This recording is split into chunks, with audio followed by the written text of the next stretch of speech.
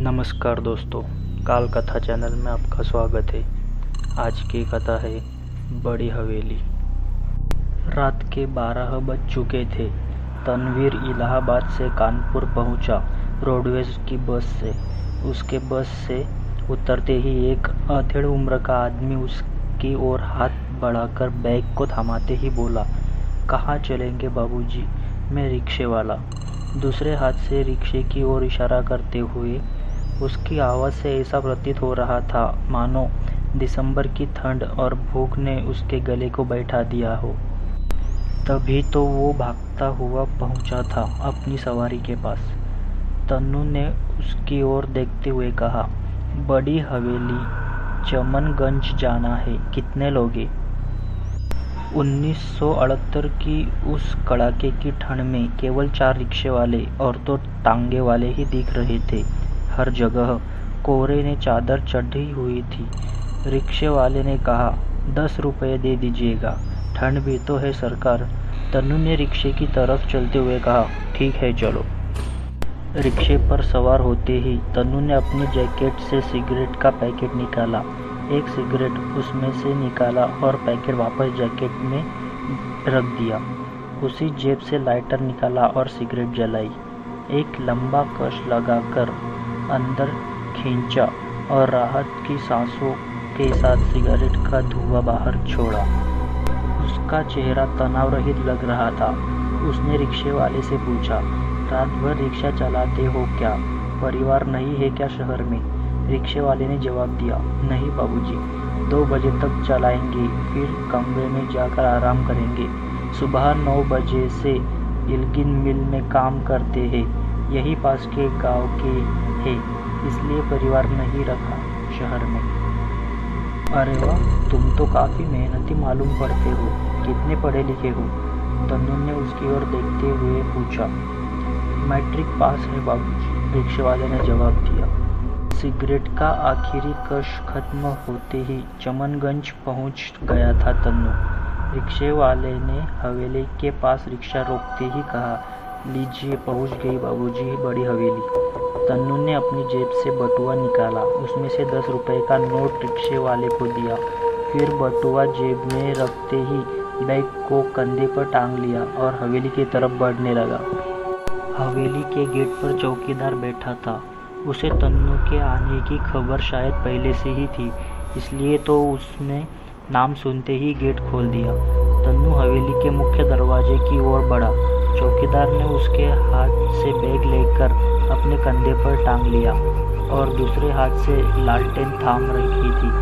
दरवाजे पर पहुंच उसने कुंडा खटखटाया। कुछ देर में दरवाजे को एक 18 साल की सुंदर लड़की ने खोला। उसने तन्नू की ओर देखते ही एक नादान सी मुस्कान अपने चेहरे पर झलकाई। तन्नू भी उसकी ओर देखकर मुस्कुराते हुए बोला, तुम शहनाज हो ना, डॉक्टर अंकल की बेटी? कितनी बड़ी हो गई हो? शहनाज ने उसे उसकी अम्मी के कमरे की ओर चलने का इशारा करते हुए कहा, आप भी तो कितने खूबसूरत हो गए हैं। उसने जारी रखा, अब आंटी को देखने वाला कोई नहीं था, इसलिए मुझे पापा ने रुकने को कहा, लेकिन अब आप भी आ गए हैं तो एक से भले दो। उसने तन्नू की अम्मी के कमरे का दरवाज़ा खोला। उसकी अम्मी रजाई के अंदर लिपटी पड़ी थी।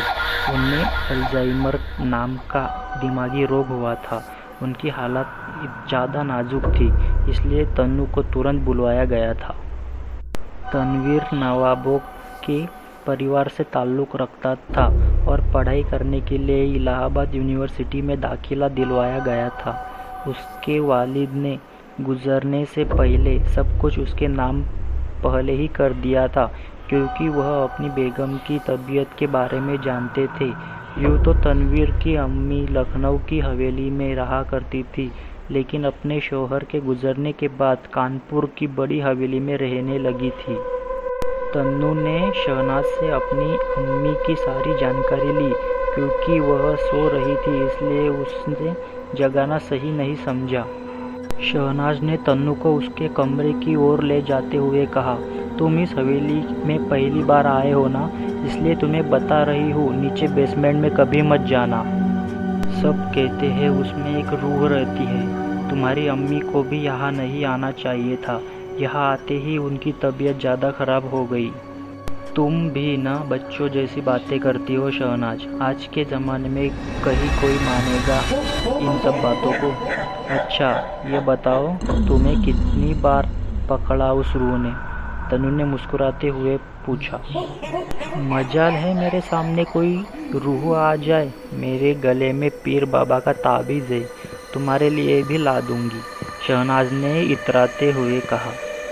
उसने एक कमरे के दरवाजे के सामने रुकते ही कहा, लीजिए हुजूर, आपका कमरा आ गया।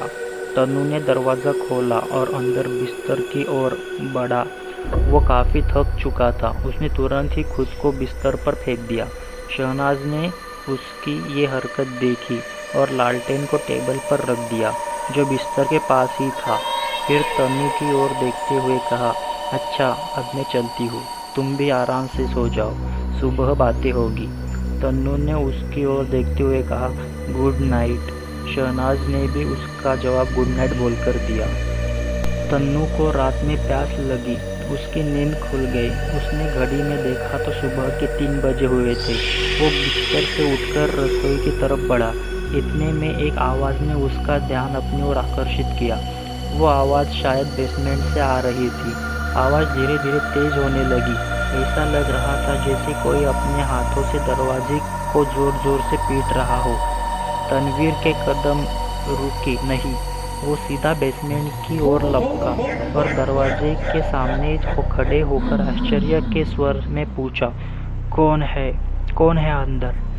तन्नू ने अपने कान दरवाजे पर रख दिए ताकि सुन सके कि अंदर से कोई आवाज़ आती है या नहीं, लेकिन इतने में 2 भयानक हाथ दरवाज़ा तोड़ते हुए बाहर निकलकर तन्नू को गर्दन सहित पकड़ लेते हैं। तन्नू अपनी आंखों को बंद करके जोर से चिल्लाया, बचाओ बचाओ। जब आंखें खोली तो देखा सुबह हो चुकी थी। सूरज सिर पर आ चुका था और चिड़ियों की आवाज़ों से सारा वातावरण उत्साहित हो रहा था। अगली सुबह तनवीर अपने बिस्तर से उठकर फ्रेश होने के बाद सीधा डाइनिंग टेबल पर जा पहुंचा। शहनाज पहले से ही वहां मौजूद थी और जूस पी रही थी। तन्नू ने उससे भूमिका बांधते हुए पूछा, अच्छा कल जो तुम उस बेसमेंट वाली रूह की बात कर रही थी शहनाज, उसका और भी कोई चश्मदीद गवाह है या तुम्हारे ही दिमाग पे उपज है? तुम्हें क्या लगता है मैं क्या कोई पागल हूँ जो अपने से भूत आया चिल्लाऊंगी? सिर्फ मैं ही नहीं और भी गवाह है जिन्होंने ये दावा किया है कि उन्होंने रूह को देखा है। शहनाज ने काफ़ी आत्मनिर्भरता से जवाब दिया, तो ठीक है, आज इस रहस्य को भी और नज़दीक से जानने का मौका मिलेगा। पहले ज़रा नाश्ता करके अम्मी से मुलाकात कर लूँ, फिर हम दोनों मिलकर इस मसले का तहकीकात करेंगे। तन्नू ने काफ़ी उत्साहित होकर कहा। निहारिका, ओ निहारिका, ज़रा नवाब साहब के लिए नाश्ता लगाना। शहनाज ने पुकारते ही तन्नू की तरफ देखकर आंख मार दी। तन्नू भी अपनी मुस्कुराहट न रोक पाया।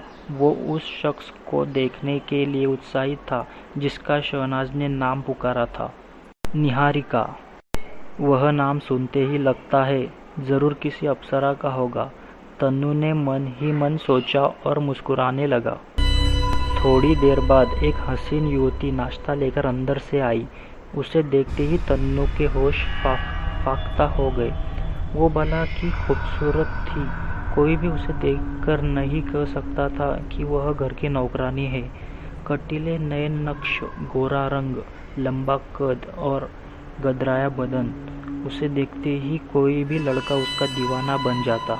निहारिका ने नाश्ते की प्लेट तन्नू के सामने रख दी और साथ ही टेबल पर गोभी, आलू, मूला, मेथी आदि की तरह तरह की पराठे थे। तन्नू ने बटर नाइफ से थोड़ा बटर निकालकर प्लेट में डाला और सोचने लगा कौन सा पराठा पहले खाऊं। इतने में शहनाज बोली, ये गोभी वाला पहले खाओ। उसने एक गोभी का पराठा उसकी प्लेट में डाल दिया। तन्नू ने खाना शुरू किया। वाह क्या बात है, ऐसा गोभी का पराठा आज तक नहीं खाया। तन्नू ने पराठा मुंह में डालते हुए कहा, अच्छा है ना, इस हवेली में काम करने वाले रसोइये बहुत अच्छा खाना पकाते। शहनाज ने तुरंत ही कहा। और कुछ चाहिए नवाब साहब को? निहारिका ने तन्नू की तरफ देखकर मुस्कुराते हुए पूछा। तन्नू ने भी मुस्कुराते हुए नहीं के इशारे में गर्दन हिला दी। निहारिका समझ गई और अपना काम करने वापस जाने लगी। तन्नू ने अपना नाश्ता खत्म किया और टेबल से सीधा उठकर शहनाज के साथ अम्मी के कमरे की तरफ बढ़ने लगा। कमरे में पहुंचते ही देखा अम्मी एकटक छत की ओर देख रही थी। उसने अम्मी को देखकर पूछा, अम्मी अब कैसी तबीयत है आपकी? लेकिन कोई जवाब नहीं मिला। उसने 3-4 बार और पूछा लेकिन बिल्कुल सन्नाटा। इतने में शहनाज बोली, मैंने सवेरे का डोज दे दिया है जैसे पापा ने बताया था। थोड़ी देर बाद इन्हें नींद आ जाएगी, इनसे लिए आराम थोड़ा ज़रूरी है। शहनाज ने जैसा बोला था वैसा ही हुआ। थोड़ी देर बाद तन्नू की अम्मी की पलकें भारी होने लगी, जिन्हें अब खुला रखना तनवीर की अम्मी के बस में नहीं था और वह गहरी नींद में सो गई। तन्नू और शहनाज अपने तय किए हुए कार्य पर लग गए। उन्होंने हवेली के सभी नौकरों को बुलवाकर पूछताछ की। उनमें से ज़्यादातर का यही कहना था कि उस बेसमेंट में से कभी कभी किसी के चलने की आवाज़ आती है। उन्होंने इस बात का काफ़ी जिक्र किया कि उनमें से कुछ ने वहाँ तेज लाल रोशनी जलते हुए देखा है। सभी से पूछताछ करने के बाद तन्नू ने शहनाज की तरफ देखकर कहा, इसका मतलब यह है कि इस हवेली में सही में कोई रूह है, लेकिन तेज लाल रोशनी का क्या मतलब है? अच्छा शहनाज, तुम्हें पता है इस हवेली को कब खरीदा गया या इससे पहले इसमें कौन रहता था? इन सब बातों का पता चलना ज़रूरी है, तभी किसी नतीजे पर पहुंचा जा सकता है। शहनाज ने कुर्सी से उठकर तन्नू की इर्द गिर्द चलते हुए अपने दोनों हाथों की उंगलियों को आपस में जोड़ते हुए कहा, जहाँ तक मेरी जानकारी है तुम्हारे अब्बू ने इस हवेली को गुजरने से 5 साल पहले ही लिया था। उन्होंने इस हवेली को अपने पुरातत्व विभाग के दोस्त और सहकर्मचारी डॉक्टर जाकिर से खरीदा था। उन्हें लंदन की यूनिवर्सिटी से बुलावा आ गया था और उन्होंने जाने से पहले ये हवेली तुम्हारे अब्बू को बेच दी। शहनाज ने बोलना जारी रखा, तुम्हारे अब्बू के गुजरने के बाद घर का खर्चा हवेली के रख रखाव में दिक्कत आने लगी थी, इसलिए मुन्नीज ने और बाकी के जिम्मेदार सदस्यों ने ही लखनऊ की हवेली बेचने का फैसला कर दिया। फिर भी खर्चा चल ही रहा है। कई जगह खेती से अच्छी खासी आमदनी हो जाती है। तुम्हारे अब्बू और डॉक्टर जाकिर इस हवेली में अपने प्रयोग की कुछ वस्तुएं भी रखते थे, मैंने ऐसा सुना है। तन्नू काफ़ी गंभीरता से इस बड़ी हवेली के ख्यालों में खो गया। तन्नू अपने ख्यालों में ये सोचता रहा कि आखिर उस तहखाने में ऐसा क्या होगा जिससे सभी हवेली के नौकर डरे हुए हैं। क्यों न तहखाने को एक बार खोलकर देखा जाए। मैं कल ही उस तहखाने को खोलता हूँ, तन्नू ने मन ही मन सोचा। शाम हो चली थी। तन्नू ने अपनी अम्मी को दवाई खिलाई और हाल में चिमनी के पास आकर बैठ गया। निहारिका तुरंत उसे चाय की प्याली देती है। तन्नू निहारिका की तरफ बड़े प्यार से देखता है और पूछता है, घर में कौन कौन है? निहारिका ने जवाब दिया, कोई नहीं है नवाब साहब। तन्नू चाय की चुस्की तो ले ही रहा था, साथ ही निहारिका की कमर को देख रहा था। उस गदराए हुस्न की मलिका की कमर बिल्कुल चिकनी नजर आ रही थी। वो उसे हसरत भरी निगाहों से देख रहा था और उसके मन में उसे छू लेने की विचार आ रहा था। इतने में कमरे में शहनाज आ जाती है और तन्नू की तरफ देखकर कहती है, क्या हुआ नवाब साहब, क्या खिचड़ी पक रही है दिमाग में? तन्नू ने मुस्कुराते हुए उसकी ओर देखा और कहा, कुछ नहीं, बस यूं ही चाय की चुस्की ले रहा हूँ। तुम्हें भी पीनी हो तो बनवाऊँ? तन्नू की अपनी नज़र चुराते हुए कहा, रहने दीजिए, मैं खुद ही बना लूँगी। शहनाज ने तन्नू की ओर देखते हुए कहा। इतने में तन्नू ने उसको पूछा, अच्छा शहनाज, क्या कल तुम मेरे साथ तहखाने में चलोगी? न बाबा न, क्या मुझे पागल कुत्ते ने काटा है? शहनाज ने बोला, तुम भी क्या बच्चों जैसी बातें करती हो? आज के ज़माने में तुम भूत प्रेत जैसी बातों पे विश्वास करती हो? तन्नू ने निडरता दिखाते हुए कहा। मैं आपके साथ चलने को तैयार हूँ, निहारिका ने कहा। बहुत अच्छा, हम तीनों कल ही तहखाने में चलेंगे इस बात का पता लगाने कि आखिर उस तहखाने में ऐसा क्या चीज़ छुपी हुई जिससे घर की बाकी नौकर डरते हैं। तन्नू ने उन दोनों नौजवान लड़कियों से कहा जिनके चेहरे पर गंभीरता के डर साफ झलक रहा था। रात काफ़ी हो चली थी। खाने की टेबल पर एक दूसरे को गुड नाइट कहने के बाद शहनाज और तन्नू अपने अपने कमरों में सोने चले गए। तन्नू ने अपने कपड़े बदले और नाइट सूट में बिस्तर पर सोने चला गया। कुछ देर बाद तन्नू की नींद खुली। उसने अपने घड़ी में देखा तो 3 बजे हुए थे और जोर से प्यास लगी थी, लेकिन बगल में रखे जग में पानी खत्म हो गया था। उसने अपने मन में सोचा, बड़ी अजीब बात है, अभी तो पानी भर के रखा था सोने से पहले, एक बार भी नहीं पिया, तो फिर ये पानी खत्म कैसे हो गया। तन्नू ने इतना सोचा ही था, फिर उठकर किचन की ओर बढ़ने लगा कि अचानक उसे किसी के कदमों की आवाज़ सुनाई दी। पहले तो इस बात को नज़रअंदाज किया, लेकिन फिर जब आवाज़ काफ़ी ज़ोर से आने लगी तो उसने उस आवाज़ का पीछा किया। वह कदमों की आहट उसे तहखाने के पास ले आई। कदमों की आहट इतनी साफ सुनाई पड़ रही थी कि कोई भी दूर से सुन ले, और दरवाजे के नीचे दरार से लाल रोशनी चमकती हुई दिखाई पड़ रही थी।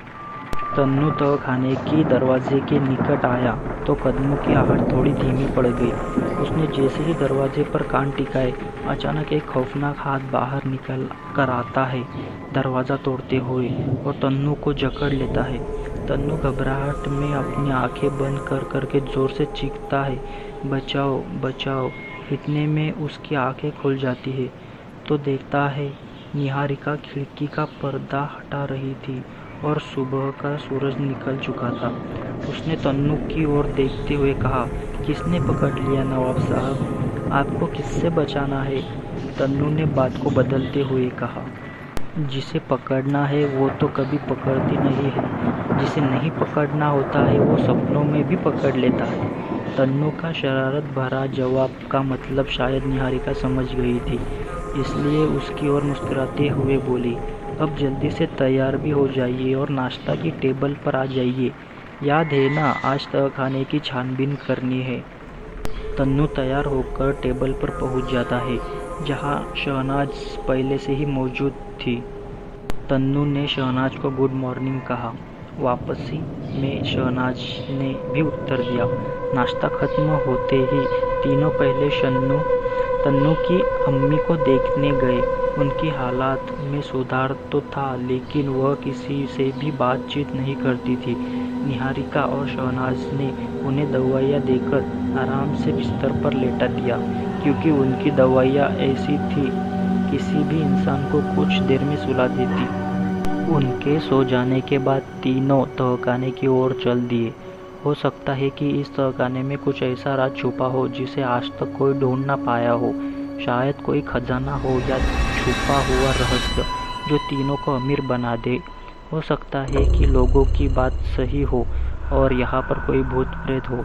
ये भी हो सकता है कि सिर्फ एक वहम हो जो लोगों ने पाल रखा है। तन्नू की मन में ये सारी बातें चल रही थी जैसे वह तीनों तहखाने की ओर बढ़ रहे थे। तहखाने के कमरे के बाहर एक बड़ा ताला लटका मिला। तन्नू ने आसपास नज़र डाली तो देखा कोई ज़्यादा काम आने वाली चीज़ नहीं मिल रही थी, बस एक लोहे की खंती रखी हुई थी। उसने उस खंती को उठाया और तहखाने के कमरे के उस ताल को तोड़ दिया। तन्नू ने तहखाने का ताला तोड़ तहखाने का दरवाज़ा खोला। निहारिका और शहनाज की हालत डर से खराब हो गई थी। उन्होंने अपने हाथों को कसकर पकड़ रखा था। तन्नू को भी उनके डर का अंदाज़ा हो गया था। पूरे तहखाने में धूल ने चादर चढ़ा रखी थी। ऐसा लग रहा था मानो किसी ने सदियों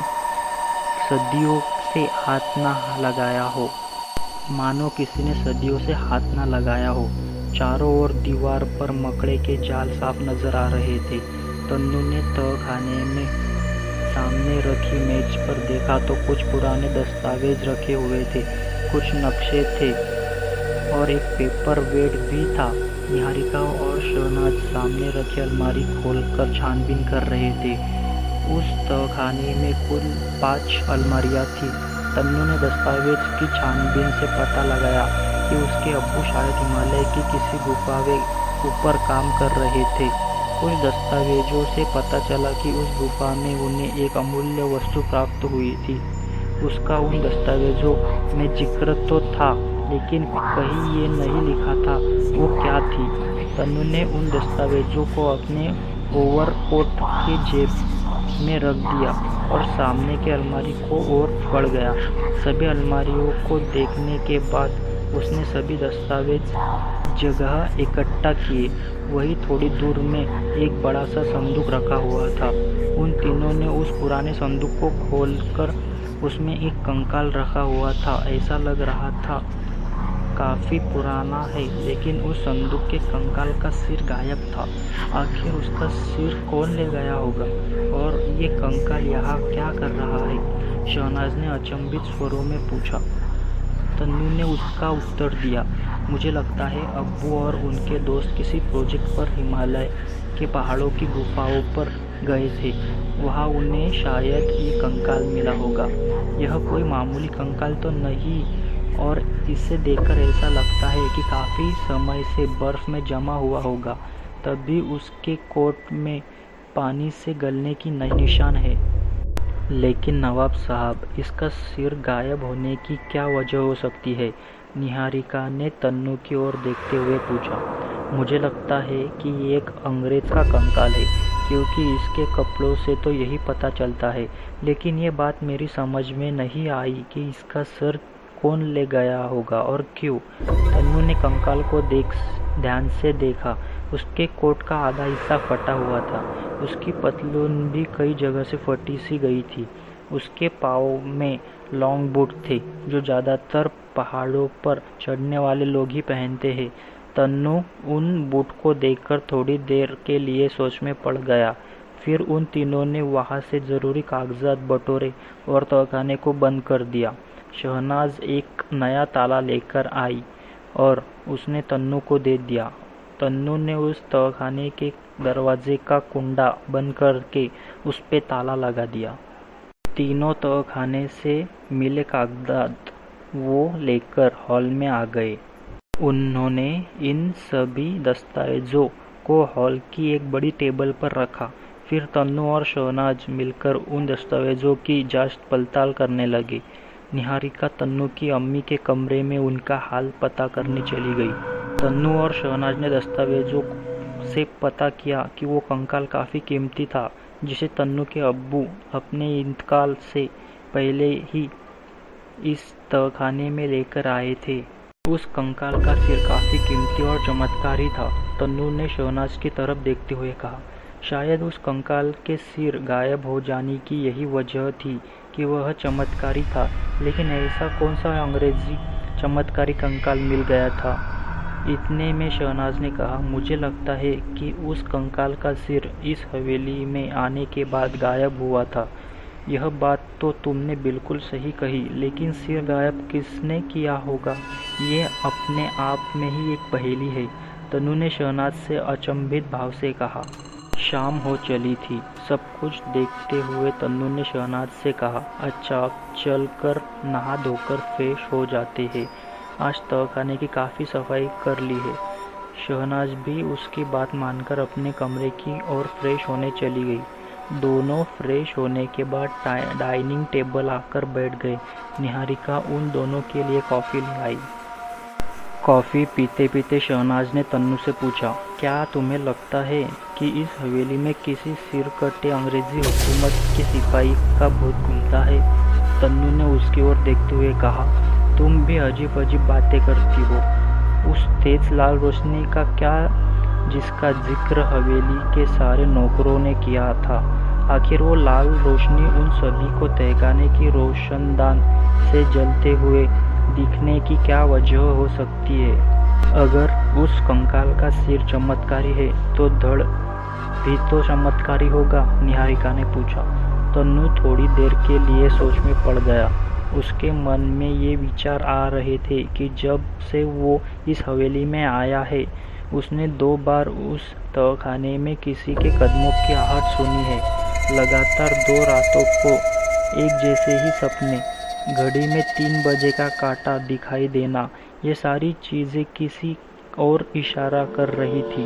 लेकिन तन्नू ने बात बदलते हुए शहनाज से पूछा, अगर तुम्हें उस कंकाल का सिर मिल जाए तो तुम क्या करोगी?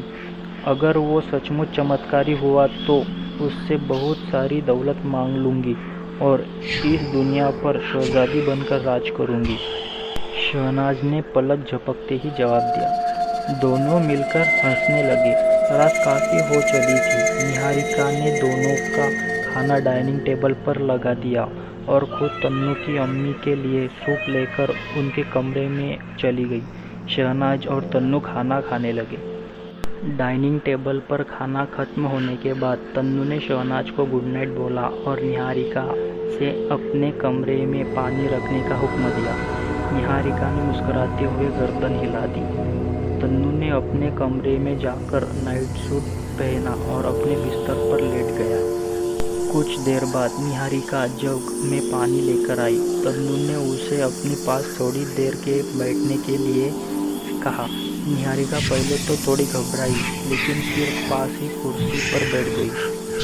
तन्नू ने उससे बिस्तर पर ही लेटे हुए पूछा, अच्छा निहारिका, तुम इसी हवेली में ही रहती हो या कभी अपने घर भी जाती हो?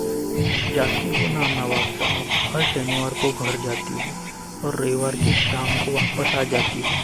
निहारिका ने तन्नू के प्रश्न का उत्तर दिया। अच्छा, कोई आशिक या मंगेतर है क्या तुम्हारा? तन्नू ने थोड़ा संकोच से पूछा। नहीं नवाब साहब, अब तो कोई आप जैसा कहाँ मिला। निहारिका ने शरारत भरे अंदाज में जवाब दिया, जैसे वो जानती हो कि तन्नू ने यह प्रश्न उससे क्यों पूछा। तन्नू के चेहरे पर मुस्कान खिल गई, जैसे उसे किसी खजाने की चाबी मिल गई हो। लेकिन उसने अपने हाव-भाव को काबू में रखते हुए निहारिका से कहा, अच्छा चलो, अब तो मैं मिल गया हूँ। अब क्या ख्याल है? निहारिका का चेहरा शर्म से लाल हो चुका था। उसने अपने चेहरे को हाथ से ढका और वहाँ से भागती हुई चली गई। तन्नू भी समझ गया, लड़की हंसी तो फंसी। उसका आधा काम हो चुका था, बस अब इजहार करके आंखें चार और जिया बेकरार करना बाकी रह गया था। तन्नू ने ठंडी आहें भरी और एक गिलास पानी पिया, फिर थोड़ी देर में सो गया। रात का घनघोर अंधेरा बाहर छाया हुआ था और साथ ही उस पर कोहरे ने चादर चढ़ा रखी थी। लेकिन शायद उस हवेली में किसी को चैन की नींद नहीं आ रही थी। कदमों की तेज आहट सुनकर तन्नू की नींद खुल गई। वो कुछ देर के लिए अपने बिस्तर पर ही लेटकर उन कदमों की आहट को सुनकर सोचने लगा, इतनी रात को कौन टहल रहा है हवेली में? कहीं कोई चोर तो नहीं? वह अपने बिस्तर से उठा। उसने अपना नाइट गाउन डाला और धीरे से अपने कमरे का दरवाज़ा खोला। तन्नू उन तेज कदमों की आहट का पीछा करने लगा। वह उसी जगह पहुंच गया, लेकिन जो उसने देखा उस पर यकीन कर पाना शायद हर पढ़े लिखे युवक के लिए असंभव था। तन्नू ने देखा, वही कंकाल हवेली में इधर उधर घूम रहा था। शायद वो अपना सिर ढूंढ रहा था। तन्नू एक तरफ बड़ी सावधानी से छुपकर ये सब कुछ देख रहा था। एक और जहाँ उसके रोंगटे खड़े हुए थे, वही दूसरी ओर उसके मन में सवाल भी था, और वह ये था कि कंकाल उस तहखाने से बाहर कैसे आया? वहाँ तो ताला लगा दिया था। तन्नू उस कंकाल का बड़ी सावधानी से पीछा करने लगा। जैसे ही घड़ी के 3 बजे का घंटा बजाया, वो कंकाल अपने तहखाने की ओर बढ़ने लगा। तन्नू भी उसके पीछे पीछे हो लिया। उसने देखा कि वह अंग्रेज का कंकाल अपने संदूक के अंदर जाकर लेट गया। फिर संदूक अपने आप ही बंद हो गया और ठीक उसी तरह बंद हो गया हवेली के तहखाने का दरवाज़ा। तन्नू को बड़ी हैरत हुई ये सब देखकर। तन्नू सीढ़ियाँ चढ़कर अपने कमरे में वापस आ गया और अपने बिस्तर पर लेट गया। लेटकर तन्नू ये सोचने लगा कि सब की बात सही साबित हो गई। इस हवेली में हकीकत में भूत है, जो शायद रोज़ाना ही इस हवेली के चक्कर लगाता है। शायद उसे अपनी खोपड़ी की तलाश है। यह सिर कटा कंकाल इस हवेली में तब तक घूमता रहेगा जब तक उसे अपना सिर नहीं मिल जाता। लेकिन उस सिर को चुराया किसने होगा और क्यों चुराया होगा? शायद उस कंकाल की खोपड़ी कुछ ज़्यादा ही कीमती है, उस कंकाल के लिए भी और उसे ढूंढने वाले के लिए भी।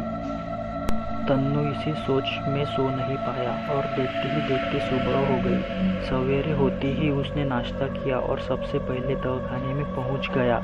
लेकिन एक बार फिर वो हैरानी में पड़ गया था। उसने देखा कि तहखाने के दरवाजे पर ताला लगा हुआ है। उसने निहारी को आवाज़ लगाई और उससे चाबी लाने को कहा। निहारिका फौरन ही चाबी लेकर पहुंची। उसने तन्नू को चाबी दे दी। तन्नू ने तुरंत ही ताला खोल तहखाने का दरवाज़ा खोल दिया। निहारिका भी उसके साथ ही तहखाने में चली गई। वो तन्नू को बड़ी हैरत से देख रही थी क्योंकि तन्नू के माथे पर चिंता और लकीरें थी। उसने तन्नू से पूछा, आप क्या ढूंढ रहे हैं नवाब साहब? तन्नू ने उसे पीछे रात की सारी घटना बताई और उसे सुनकर निहारिका डर गई। तन्नू ने सबसे पहले उस संदूक को खोला जिसमें कंकाल रखा था। उसने कंकाल का अच्छी तरह से निरीक्षण किया। फिर उसने उस संदूक का अच्छी तरह से निरीक्षण किया। उसे ये लगा कि शायद संदूक में कोई ऐसा सुराग छुपा हो जो उस कंकाल का राज बताने में मदद करे। लेकिन उसके हाथ निराशा ही लगी। फिर दोनों ने मिलकर संदूक बंद कर दिया और तहखाने का अच्छी तरह से निरीक्षण करने लगे। निहारिका ने तन्नू से फिर एक बार पूछा, हम लोग क्या ढूंढ रहे हैं नवाब साहब? तन्नू ने जवाब दिया, इस समय कंकाल से संबंधित हर उस चीज़ की तलाश कर रहे हैं जो उन्हें उस चमत्कारी खोपड़ी तक ले जाए। तन्नू और निहारिका ने अच्छी तरह से तहखाने में हर एक चीज़ की तलाशी ली ताकि उन्हें कुछ अहम सुराग मिल जाए तो जो उन्हें उस चमत्कारी खोपड़ी तक पहुंचा दे। अंत में उन्हें तन्नू के अब्बू के दोस्त डॉक्टर जाकिर की तस्वीर मिली जिसके पीछे उनका पता और फ़ोन नंबर लिखा हुआ था।